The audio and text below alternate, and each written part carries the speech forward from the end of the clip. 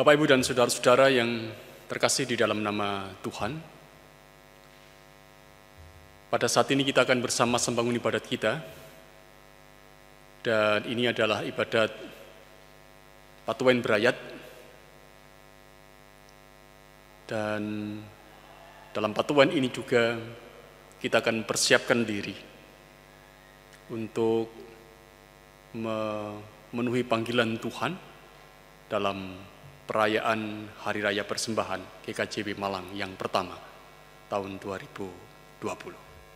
Oleh karena itu, mari bersama-sama kita mulai ibadat kita pada saat ini. Kita mengambil saat teduh, menyiapkan hati, pikiran, dan jiwa kita, hampiri tata Tuhan.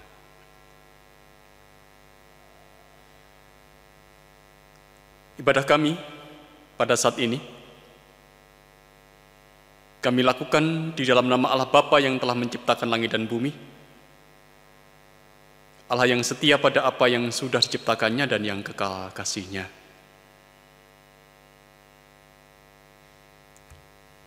Salam sejahtera yang berasal dari Allah Bapa di dalam pengasihan Tuhan Yesus ada bersama dengan saudara-saudara. Amin. Kita angkat satu pujian mengawali ibadat kita pada saat ini. Dari Kidung Jemaat nomor 287B, bait 1 dan bait yang kedua, Sekarang Bersyukur.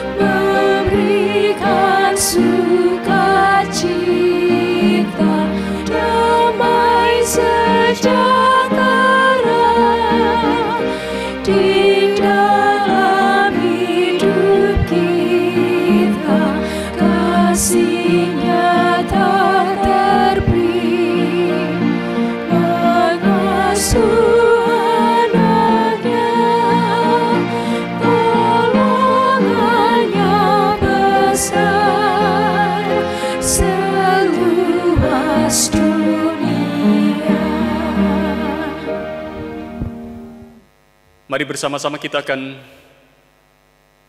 membaca dan merenungkan firman Tuhan.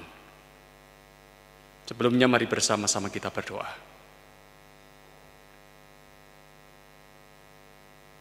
Bapa yang di sorga, kami bersyukur kepadamu pada saat ini. Kasih setia, penyertaan, dan pendampingan-Mu nyata atas hidup kami. Kau berikan kesempatan bagi kami untuk melakukan apa yang menjadi tugas hidup kami sepanjang hari ini. Dan saat ini, kami boleh menghampiri tahta-Mu dan mengingat bahwa Engkau telah menyertai apa yang sudah kami lakukan di dalam hidup kami. Bersama dengan umat-Mu, kami mengungkapkan puji dan doa kami kepada Engkau. Apa yang kami ungkapkan kepada Engkau, biarkanlah semuanya berkenan di hadapan Tuhan. Karena inilah kami, Tuhan, anak-anak-Mu, yang senantiasa belajar untuk mengungkapkan syukur kami kepada Engkau, karena Engkau begitu baik atas kami. Dan dalam peribadatan ini, kami anak-anak-Mu akan sejenak belajar untuk membaca dan merenungkan apa yang menjadi firman-Mu. Tolonglah kami, Tuhan, pada saat ini, untuk memahami dan mengerti apa yang di firman-Mu itu.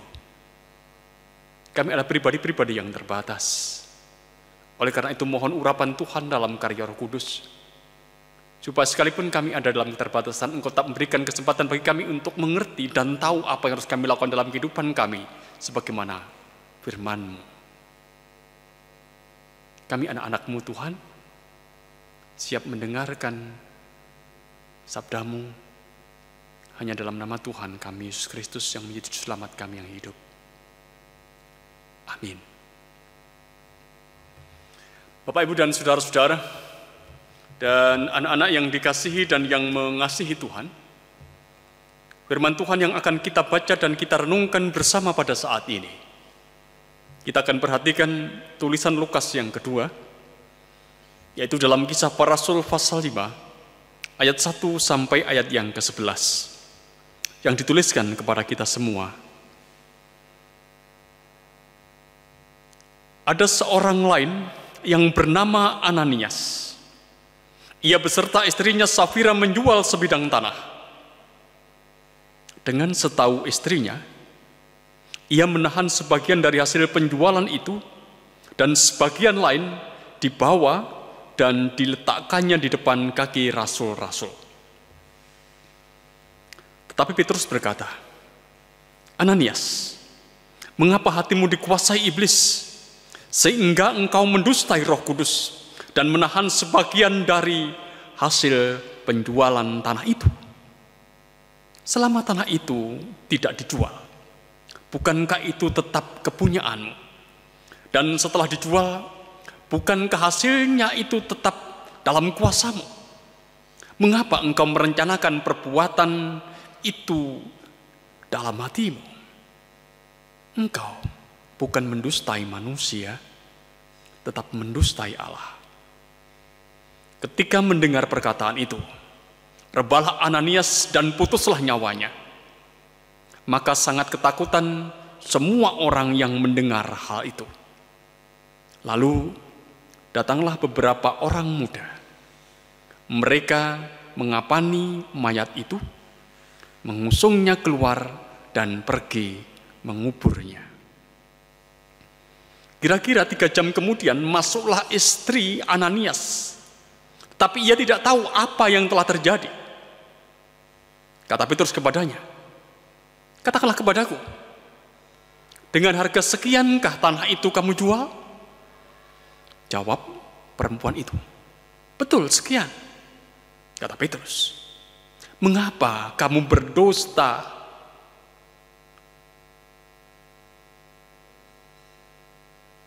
Kata Petrus,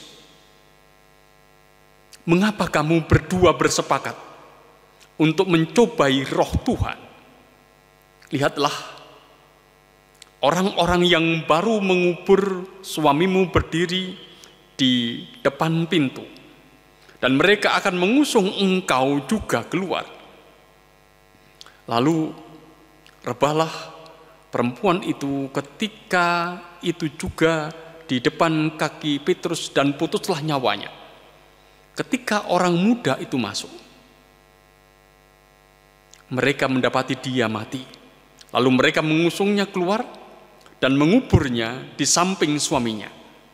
Maka sangat ketakutanlah seluruh jemaat dan semua orang yang mendengar hal itu. Demikian bacaan firman Tuhan. Yang berbahagia adalah setiap orang yang mendengar dan meliharanya dalam hidup. Amin. Bapak, Ibu, dan saudara-saudara, dan anak-anak yang dikasihi dan yang mengasihi Tuhan, adakah di antara kita yang merasa asing dengan kisah Ananias dan Safira? Oh, tentu tidak ada. Semua orang Kristen pasti kenal, pasti mengetahui kisah ini. Sebuah kisah yang sangat terkenal, sebuah kisah yang sangat populer sejak kekristenan itu mulai ada dan bertumbuh di atas muka bumi ini. Kalau saya bertanya kepada panjenengan semua, sudah berapa kali kita membaca kisah tentang Ananias dan Safira ini? Sudah berapa kali merenungkan kisah ini? Barangkali jawabannya juga sama. Sudah tidak terhitung lagi banyaknya. Karena kita begitu sering berjumpa dengan kisah ini. Hari ini pun kita berjumpa dengan kisah ini. Kita berjumpa dengan kisah Ananias dan Safira. Dan sekiranya apa yang boleh kita jumpai pada saat ini juga akan memberikan kepada kita inspirasi tentang kehidupan, mengajarkan kepada kita tentang kehidupan. Sebagaimana yang terjadi dalam kisah mereka, kisah Ananias dan Safira. Saudara-saudara, kisah ini berawal dari apa yang dilakukan oleh Ananias dan Safira. Mereka adalah dua pribadi, suami istri, yang menjual sebidang tanah miliknya. Kemudian hasil penjualan tanah miliknya itu diberikan kepada rasul-rasul. Namun sayang sekali, mereka menahan sebagian dari hasil penjualan tanah milik mereka. Mereka bersepakat untuk melakukan apa yang tidak benar di hadapan Tuhan. Sehingga pada akhirnya keduanya mati. Karena apa yang tidak benar yang mereka lakukan itu. Saya menghayati saudara-saudara, bahwa cerita ini adalah sebuah cerita yang sangat sederhana. Sangat-sangat sederhana. Tetapi di balik cerita yang sangat sederhana ini, saudara-saudara, ada begitu banyak pesan yang ingin disampaikan kepada kita. Ada banyak pesan yang ingin dituturkan kepada kita semua, kepada para pendengarnya. Terutama tentang bagaimana seharusnya dalam hidup ini kita memberi kepada Allah. Saya menangkap beberapa pesan utama dari kisah Ananias dan Safira ini. Yang pertama, dari kisah ini kita belajar bahwa memberi kepada Tuhan itu jangan sekedar ikut-ikutan. Jadi yang pertama kita belajar bahwa memberi kepada Tuhan itu jangan sekedar ikut-ikutan. Kisah para rasul, saudara-saudara, menuliskan dengan sangat jelas bahwa sebelum Ananias dan Safira ini menjual sebidang tanah miliknya, sebenarnya sudah ada orang-orang yang juga melakukan hal yang sama. Mereka adalah orang-orang yang tergerak hatinya oleh karya Roh Kudus. Kemudian mereka dalam satu persekutuan itu menjual tanah miliknya dan kemudian membagi-bagikannya kepada orang lain sesuai dengan kebutuhannya. Mari tengok sebentar saudara-saudara yang dituliskan di dalam Kisah Para Rasul pasal 4 ayat 36 dan ayat yang ke-37. Dikatakan begini. Demikian pula dengan Yusuf yang oleh rasul-rasul disebut Barnabas, artinya anak penghiburan seorang Lewi dari Siprus. Ia menjual ladang miliknya, lalu membawa uangnya itu dan meletakkannya di depan kaki rasul-rasul.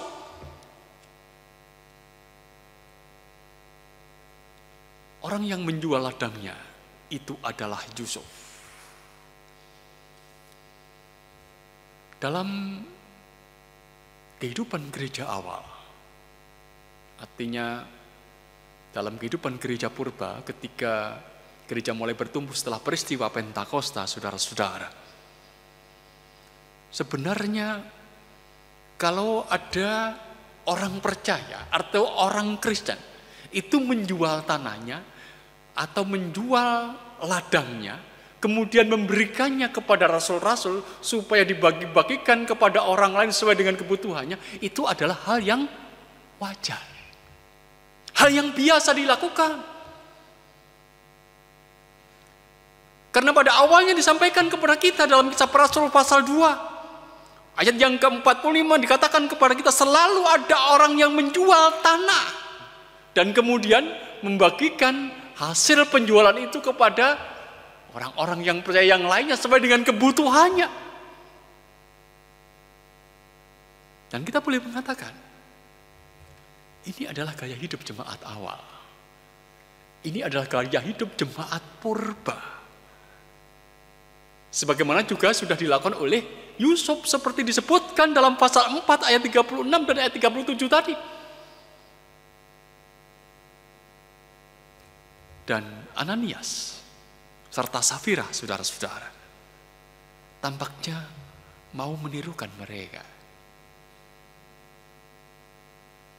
Ananias dan Safira ini mau mengulangi apa yang sudah dilakukan oleh Yusuf dan banyak orang lain, yang mereka juga adalah orang-orang yang percaya kepada Tuhan Yesus. Dengan kata lain, kita boleh mengatakan bahwa apa yang dilakukan oleh Ananias dan Safira itu hanyalah ikut-ikutan. Pada dirinya sendiri, sebenarnya ikut-ikutan ini juga tidak salah. Pada dirinya sendiri, mengikut hal yang baik yang sudah dilakukan orang lain kan tidak salah, kan? Tidak salah. Hanya menjadi salah, saudara-saudara, ketika mengikut-ikut atau meniru-niru tindakan orang lain, itu tidak dibarengi dengan ketulusan hati. Oleh karena itu di dalam pasal yang kelima, ayat yang kedua yang menjadi bacaan kita, saudara-saudara, dikatakan kepada kita demikian. Dengan setahu istrinya, ia menahan sebagian hasil penjualan itu dan sebagian lain dibawa dan diletakkannya di depan kaki rasul-rasul. Atas sepengetahuan istrinya, Ananias menahan sebagian hasil penjualan sebidang tanah miliknya. Artinya apa yang diberikan kepada rasul-rasul itu bukan didasarkan atas ketulusan hati.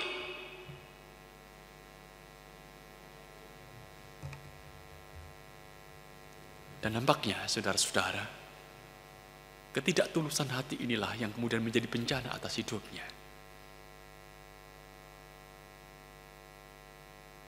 Oleh karena itu pada saat ini, kita boleh belajar dan menghayati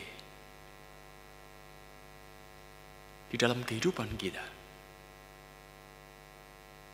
Ketika kita dipanggil, ketika kita diajak, ketika kita diminta untuk memberi kepada Allah, maka seharusnya yang ada dalam hidup kita adalah bagaimana kita melihat hati kita. Ini yang pertama, apakah hati kita tulus atau tidak untuk memberi kepada Allah. Karena ketidaktulusan memberi kepada Allah itu akan menjadi bencana atas kehidupan seorang yang memberinya. Seperti yang terjadi atas kehidupan Ananias dan Safira. Ini pengajaran pertama. Pengajaran kedua dari kisah Ananias dan Safira ini, kita diingatkan supaya kita merencanakan dengan masak, merencanakan dengan matang apa yang diberikan atau apa yang kita berikan kepada Tuhan. Sepintas kita seolah-olah menangkap bahwa apa yang menjadi rencana Ananias dan Safira itu adalah rencana yang matang, rencana yang masak. Karena apa? Karena di antara mereka ada kesepakatan. Ini bukan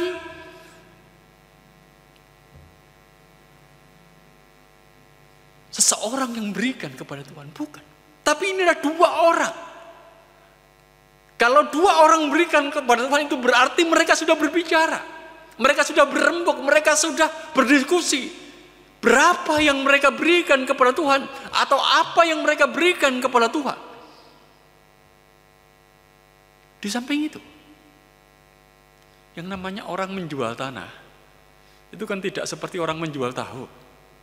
Saiki dodol engkok payu, tidak bisa. Menjual tanah itu pasti butuh waktu. Mau seminggu, mau rong minggu, mau 1 bulan atau 1 tahun.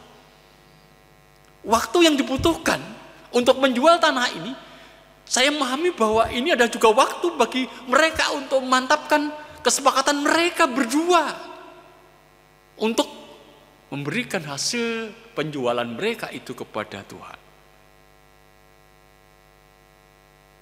Namun, saudara-saudara, Ternyata faktanya, mereka itu ternyata tidak matang dalam merencanakannya. Walaupun kelihatannya matang, tetapi ternyata tidak. Mengapa saya katakan demikian, saudara-saudara? Karena mereka masih digoyahkan oleh rencana yang lain yang muncul kemudian. Dialog yang panjang yang disampaikan kepada kita antara Ananias ataupun juga istrinya Safira dengan rasul yang mengajaknya berbicara, mengingatkan kepada kita semua bahwa mereka pada saat itu seolah-olah sudah matang begitu dalam merencanakan untuk pemberian kepada Tuhan. Tetapi ternyata tidak. Mereka malah menahan sebagian. Menahan sebagian ini saya katakan, ini adalah rencana yang muncul kemudian. Rencana yang muncul kemudian. Dan kita memang tidak tahu apa sih sebenarnya motifnya. Ananias dan Safira itu menahan sebagian. Kita tidak tahu motifnya. Tetapi yang pasti saya ingin mengingatkan kepada kita semua saudara-saudara, sebuah rencana itu kalau sudah matang, pasti tidak akan tergoyahkan oleh rencana yang lain. Ini yang pasti. Kalau rencana itu sudah matang, pasti tidak akan digoyahkan atau tidak akan disingkirkan oleh rencana yang lain sekalipun rencana yang lain itu muncul. Rencana yang ada dalam kehidupan Ananias dan Safira itu nampaknya memang awalnya mereka akan memberikan secara keseluruhan. Tetapi muncul rencana yang lain yang muncul kemudian itu. Dan kemudian mereka menahan sebagian. Oleh karena itu, ini mengingatkan kepada kita semua. Mengingatkan kepada saudara-saudara. Mengingatkan kepada saya. Supaya dalam hidup ini saudara-saudara, kita harus merencanakan dengan masak-masak apa dan berapa yang kita berikan kepada Tuhan. Yang ketiga, kisah Ananias dan Safira yang mengingatkan kepada kita bahwa memberi kepada Tuhan itu adalah hal yang serius, bukan main-main. Sekali lagi, memberi kepada Tuhan itu adalah hal yang serius. Itu bukan hal yang main-main.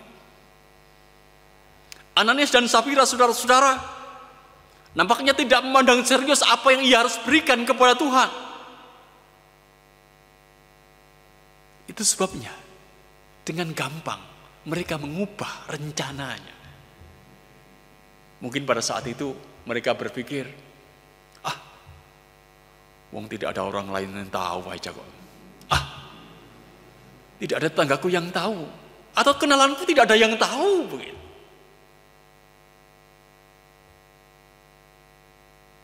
Tapi ingat saudara-saudara, Tuhan mengetahuinya.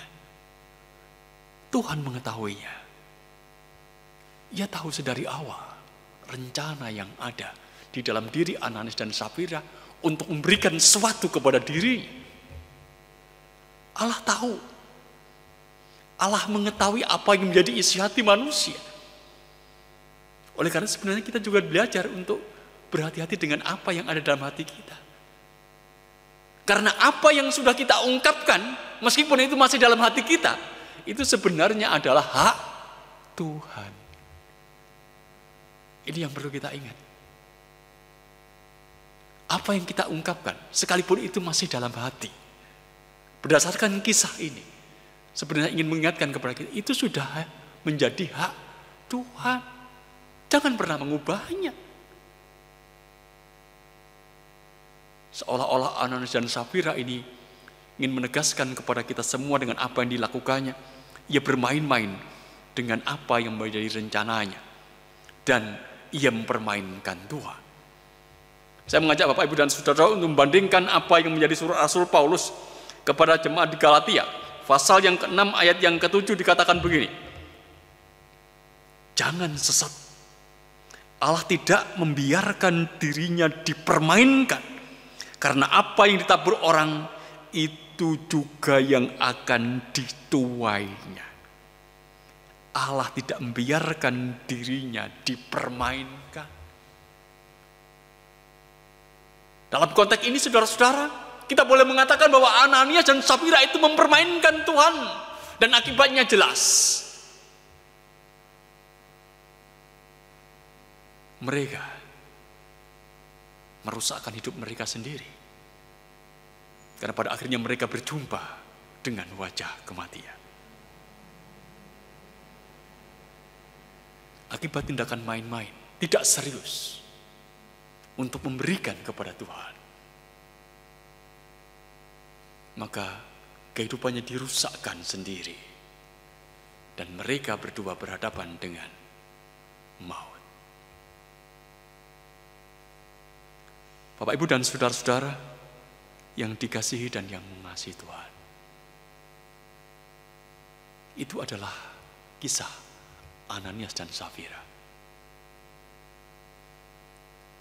Mengajarkan kepada kita semua tentang bagaimana kita harus hidup dan bagaimana kita harus memberi kepada Tuhan. Mari kita bersama-sama mengingat bahwa besok Minggu kita ini akan bersama-sama merayakan Hari Raya Persembahan yang pertama untuk GKJB Jemaat Malang tahun 2020. Kalau kita merayakan Hari Persembahan atau kita merayakan Hari Raya Persembahan, itu sebenarnya kita diundang sebagai pribadi ataupun sebagai keluarga dan juga diberi kesempatan untuk memberi kepada Tuhan. Mari kita bersama-sama belajar dari apa yang sudah terjadi atas kehidupan Ananias dan Safira. Jika Allah memberikan kesempatan kepada kita sebagai pribadi, sebagai keluarga untuk memberi, mari perhatikan. Mari kita memberi dengan tulus. Jangan sekedar ikut-ikut. Mari kita juga belajar untuk merencanakan dengan matang, dengan masak-masak. Apa yang akan kita berikan kepada Tuhan. Dan mari sadari, apa yang kita berikan ini adalah hal yang serius. Serius yang kita lakukan. Bukan main-main. Dengan menghayati 3 makna itu, mari bersama-sama kita mempersiapkan diri kita untuk pada akhirnya kita boleh memberikan yang terbaik kepada Tuhan dalam hari raya persembahan yang pertama untuk GKJB Jemaat Malang. Tuhan berkati kita. Amin. Kita mengambil saat teduh.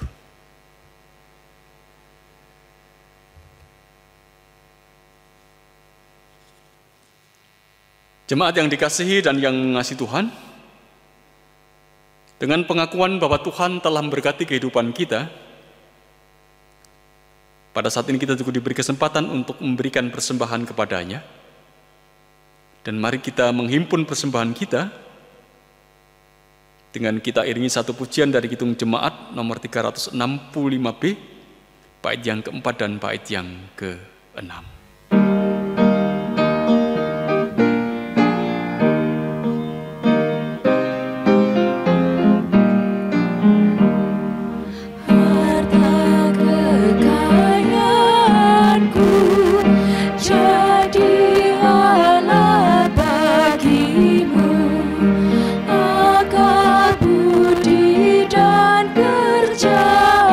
Tuhan bergunakan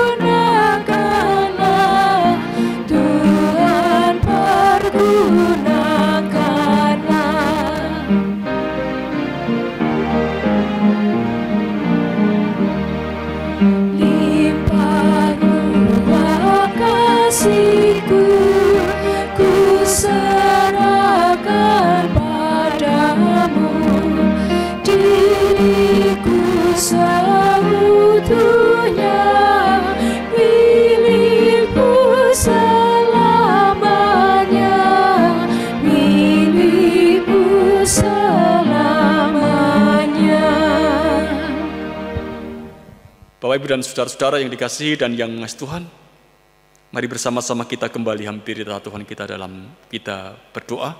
Kita akan angkat doa syafaat kita. Mari bersama-sama berdoa.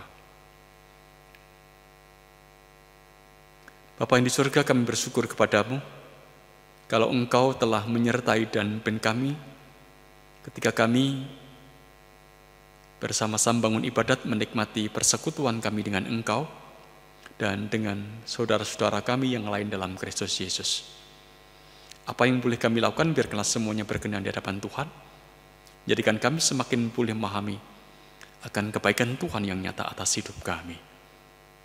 Terima kasih pula kalau pada saat ini Engkau telah mewartakan sabdamu atas kami, mengingatkan kepada kami masing-masing, supaya kami boleh belajar dari kisah kehidupan Ananias dan Safira.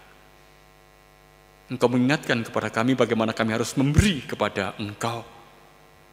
Engkau mengajarkan bagaimana kami harus memberi kepada Engkau dengan segala ketulusan, bukan sekedar ikut-ikutan, supaya kami boleh merencanakan dengan matang apa yang harus kami berikan kepada Tuhan, dan kami boleh memandang bahwa apa yang kami berikan kepada Engkau itu ada sesuatu yang serius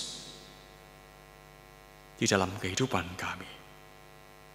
Engkau ya Allah yang akan terus mampukan kami, supaya kami boleh mewujud nyatakan apa yang di firman-Mu itu dalam kehidupan kami. Perkenankan pada saat ini kami mengangkat doa syafaat kami. Engkau yang akan mempersiapkan diri kami masing-masing sebagai pribadi, sebagai keluarga, untuk memberikan kepada kami kemampuan memberikan yang terbaik bagi Tuhan dalam hari raya persembahan yang akan kami rayakan besok pada hari Minggu. Kami percaya Engkau telah memberkati hidup kami. Engkau telah memberikan yang terbaik bagi kami. Dan Engkau juga yang akan terus mendorong diri kami untuk memberikan yang terbaik kepada Engkau. Bapa, perkenankan pada saat ini kami mengangkat doa syafaat kami. Kami berdoa untuk seluruh umat-Mu, warga jemaat-Mu, Gereja Kristen Jawitan Jemaat Malang.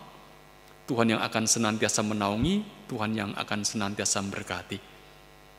Berkati setiap pekerjaan yang dilakukan oleh umat-Mu. Naungi apa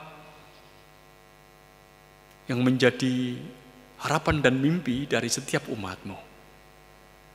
Engkau yang akan menyertai setiap umat-Mu untuk berjalan di dalam kebenaran Tuhan, sehingga melalui keterangan hidup mereka, Injil Kristus tetap akan terwartakan. Berdoa secara khusus untuk saudara-saudara kami yang pada saat ini ada dalam pergumulan,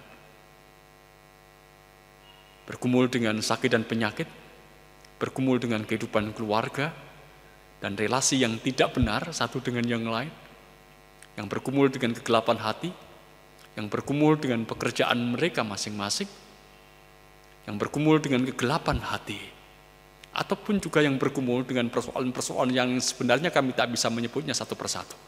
Kami menyerahkan saudara-saudara kami yang ada dalam pergumulan ini untuk Tuhan sertai, supaya hanya karena penyertaan Tuhan, mereka boleh keluar dari pergumulan mereka dan menjadi semakin dewasa dalam imannya, karena mereka menghayati bahwa Tuhan tidak pernah meninggalkan hidup mereka. Lebih dari itu, mereka akan tak boleh hidup bergantung hanya kepada Tuhan. Berdoa pula untuk kehidupan pelayanan yang ada di Gereja Kristen Jawitan Jemaat Malang. Tuhan yang akan menyertai setiap pelayanan yang kami lakukan. Sekalipun kami sadar Bapa, yang kami lakukan melalui pelayanan ini sangat terbatas. Tapi biarkanlah semua tetap boleh menjangkau banyak orang dan berkati banyak orang. Karena untuk itulah sebenarnya Engkau manggil kami, gereja-Mu, untuk menjadi berkat bagi yang lain. Berkati setiap upaya yang kami lakukan dalam pelayanan. Dan upaya ini biarkanlah menjadi upaya yang sungguh-sungguh baik bagi kehidupan gereja Tuhan, mewartakan kabar kesukacitaan bagi dunia ini. Perkenankan kami juga berdoa untuk situasi kehidupan dunia ini yang berada di bawah bayang-bayang pandemi COVID-19.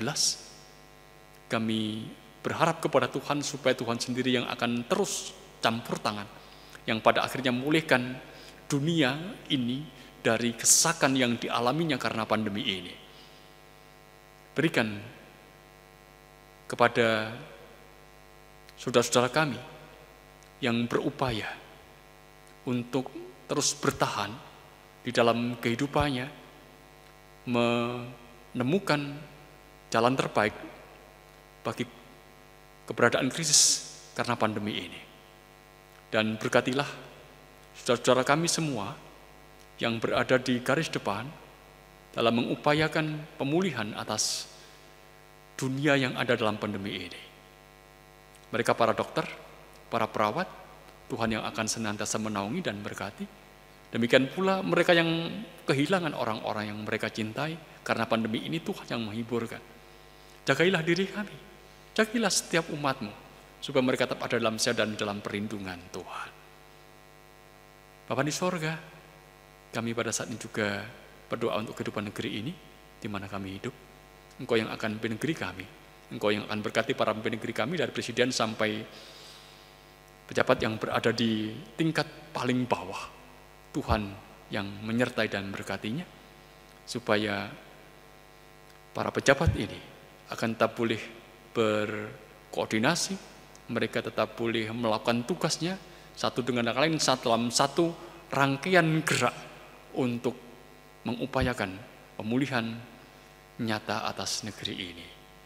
Bapa di sorga, kami mengungkapkan doa kami, tentu ada dalam keterbatasan.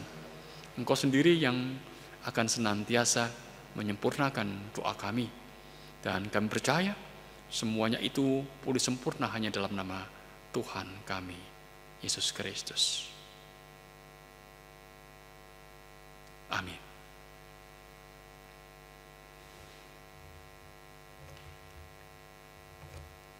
Bapak, Ibu, dan saudara-saudara yang dikasihi dan yang mengasihi Tuhan, kita akan bersama-sama mengakhiri ibadat kita pada saat ini dengan kita angkat satu pujian dari Kidung Jemaat nomor 417, bait 1 dan bait yang kedua. Serahkan pada Tuhan.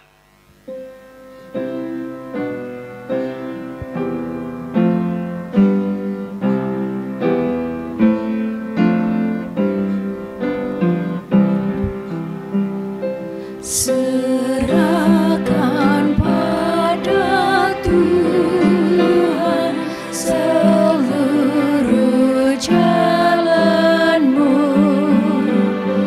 khawatirmu semua ditanggungnya penuh. Sedangkan angin lalu dituntun tangannya, pun jalan di depanmu,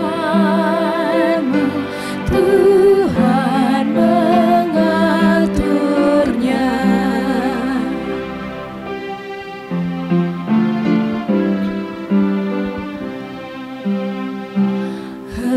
Hendaklah kau percaya kepada Tuhanmu, niscaya kau bahagia, kerjamu pun teguh, usahamu sendiri takkan menolongmu. Tuhanmu mengingini doamu yang tekun. Bersama-sama kita mengakhiri ibadat kita pada saat ini. Kita percaya bahwa Tuhan akan menolong dan memampukan kita untuk menghayati kehidupan kita, terutama ketika kita ini akan persiapkan diri untuk merayakan hari raya persembahan besok pada hari Minggu. Mari bersama-sama kita mohon berkat Tuhan.